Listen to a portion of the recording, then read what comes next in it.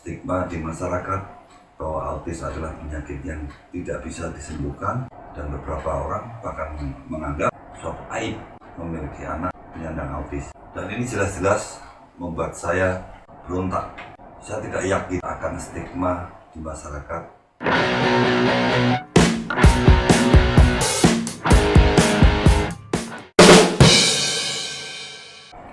Hai, Assalamualaikum warahmatullahi wabarakatuh. Salam sehat dan sejahtera buat sobat akupuntur dimanapun Anda berada.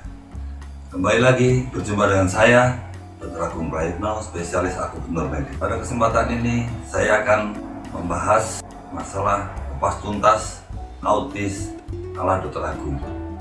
Topik ini saya sampaikan berdasarkan pengalaman klinis saya sejak tahun 2006, membantu menangani kasus-kasus autis sampai sekarang. Autis atau gangguan spektrum autis yaitu suatu gangguan pertumbuhan pada anak yang didapat sebelum anak berumur 3 tahun, di mana ditandai dengan abnormalitas di 3 bidang, yaitu komunikasi, kemudian interaksi sosial, dan perilaku yang berulang atau stereotipik.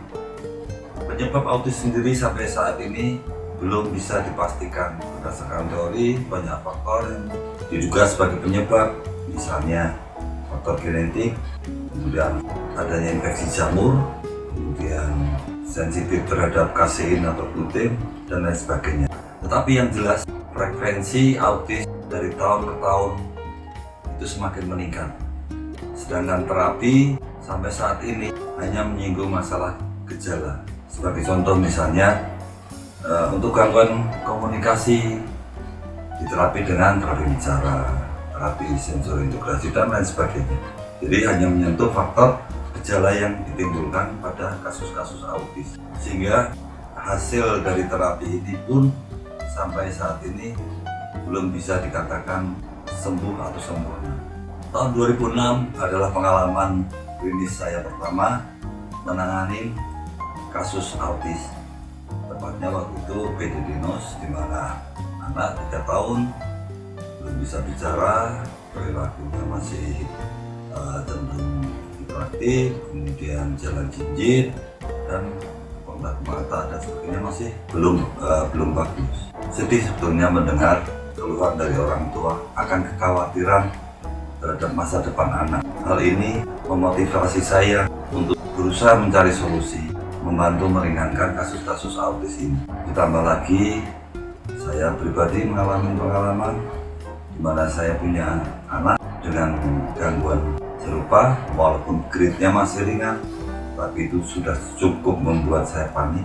Apalagi ditambah stigma di masyarakat bahwa autis adalah penyakit yang tidak bisa disembuhkan, dan beberapa orang bahkan menganggap suatu aib memiliki anak penyandang autis. Dan ini jelas-jelas membuat saya berontak.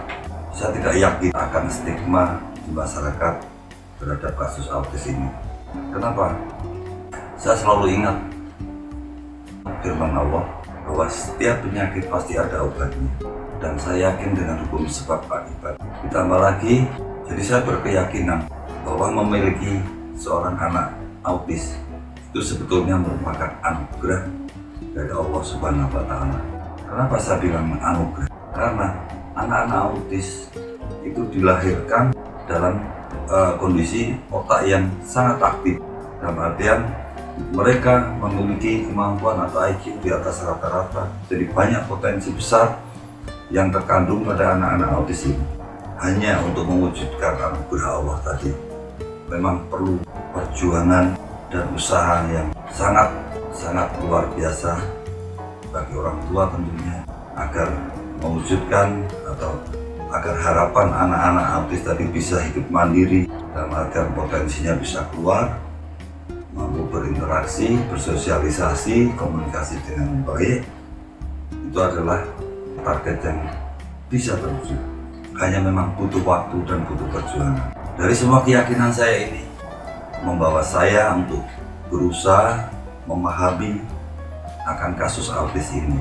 Dan melalui pengamatan saya terhadap pasien-pasien saya, terpancing keinginan saya untuk lebih memahami, misalnya kenapa anak autis ini bisa hiperaktif, apa yang terjadi pada anak autis ini, apa yang dirasakan, itu saya yang harus pahami. Kemudian apa yang menjadi hambatan anak-anak autis tadi untuk bisa belajar dalam hal komunikasi, interaksi sosial, dan lain sebagainya. Dan hasil dari pengamatan saya terhadap anak-anak autis tadi membantu saya untuk menyusun formulasi terapi terhadap kasus autis ini. Dan alhamdulillah saya terapkan sejak 5 tahun terakhir ini terhadap lebih dari 30 pasien saya dengan kasus autis. Alhamdulillah hasilnya sangat signifikan. Tapi hal ini juga tak lepas dari beberapa faktor, yaitu pertama, usia terapi. Usia terapi ini menentukan karena mengikuti tumbuh kembang otak, di mana umur 2 sampai 7 tahun itu respon terapinya bisa dibilang sangat efektif. Sedangkan umur 7 sampai 12 tahun mulai agak melambat. Setelah lebih dari 12 tahun, sesuai dengan tingkat kematangan otak manusia, itu efek terapinya sudah mulai sangat lambat. Kemudian kedua juga dari grade atau berat ringannya penyakit. Untuk kasus-kasus yang ringan sampai sedang, biasanya kita lakukan terapi kurang lebih 6 bulan. Akhirnya bisa lepas dan hasilnya cukup bagus. Anak-anak, target anak untuk bisa mandiri, untuk sosialisasi tadi bisa tercapai. Tapi untuk grade yang lebih berat, mungkin perlu waktu yang lebih lama lagi. Kemudian yang ketiga, dukungan orang tua. Hal ini sangat-sangat penting sekali karena di lapangan banyak sekali kita temukan kurangnya dukungan orang tua mempengaruhi terhadap hasil dari terapi yang kita lakukan. Kemudian yang keempat, faktor ekonomi. Seperti kita ketahui, tidak semua orang tua yang memiliki anak dengan kasus autis ini mampu secara ekonomi untuk membawa anaknya berobat. Nah, kita ketahui juga pengobatan autis ini sangat panjang, sangat lama, dan yang ada di lapangan hasilnya masih belum memuaskan. Demikian sebagai prolog masalah kupas tuntas autis ala Dr. Agung. Semoga pada pesan berikutnya nanti dapat menjadi bahan kajian untuk lebih meningkatkan lagi manfaatnya.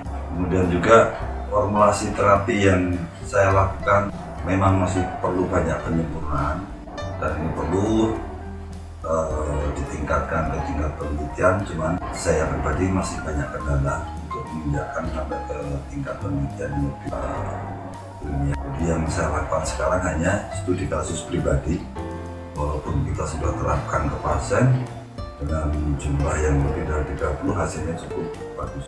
Dan pada pembahasan video masalah kupas tuntas autis ini mungkin akan sangat panjang.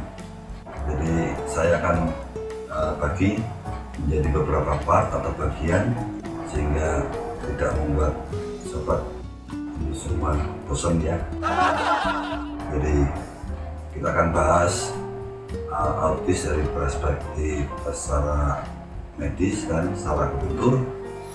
Kemudian cara saya memahami apa yang terjadi pada anak-anak autis, kemudian dasar penyusunan terapi yang saya lakukan untuk kasus anak autis ini, kemudian contoh beberapa kasus yang sudah selesai kita terapi, kemudian yang tidak kalah pentingnya lagi dan ternyata banyak sekali kita temui di lapangan, itu justru untuk kasus-kasus autis yang ringan, yang bisa dibilang sangat silent, nggak kelihatan.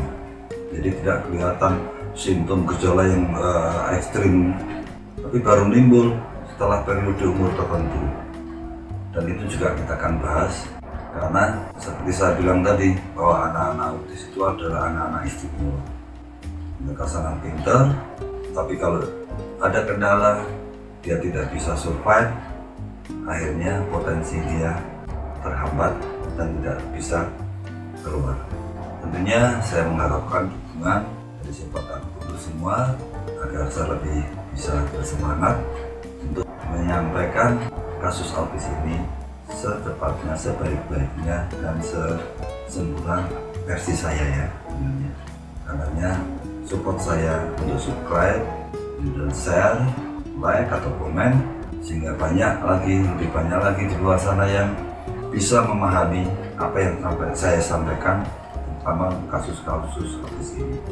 Demikian dari saya, apabila ada salah ucap atau kata-kata yang tidak berkenan, saya mohon maaf. Wassalamualaikum warahmatullahi wabarakatuh. Salam sehat.